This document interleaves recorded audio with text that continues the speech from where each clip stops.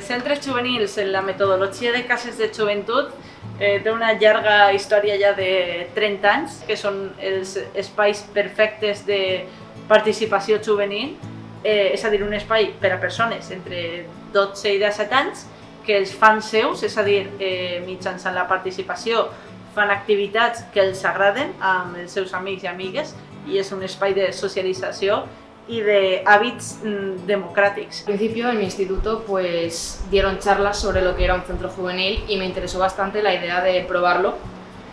Por lo tanto, pues el ambiente que hay, el tipo de amistades que tienes, la ideología de las personas que lo conjuntan.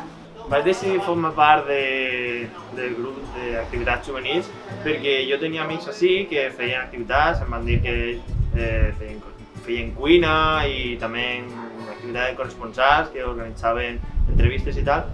I no sé, em va agradar l'idea de formar part, sobretot de vindre amb ells i passar l'estona amb els meus amics i amigues. Fa uns 30 anys n'hi havia moltíssimes cases de joventut. En Manises, on estem, n'hi havia fins 9 cases de joventut. Per motius polítics, socials i demés, tot aquest tema de la participació juvenil va decaure un poquet i des de fa uns anys s'està recuperant i la veritat que en un moment super necessari. Normalment les organitzem nosaltres. Per exemple, en cuina, jo a aquest curs tenim una feina que era que cada setmana un dels que formaven part del grup de cuina tenía que preparar la seva recepta. Pues vamos decidiendo primero lo que vamos a hacer, después decimos horarios, todo lo que necesitamos. Muchas veces, por ejemplo, si nos queremos ir a un sitio que vale dinero, solemos vender chapas que hacemos nosotros y pues nos organizamos horarios, quién puede, quién no, y al final pues la acabamos haciendo. Se crea participació juvenil, és a dir, es treballen habilitats socials i valors democràtics a la vegada que se ho passen bé. Aquí las cosas se hacen como en grupo, entonces tú estás en una parte obligado a hacer amigos y pues así socializas, te lo pasas bien y pues al final pues uno está cómodo aquí.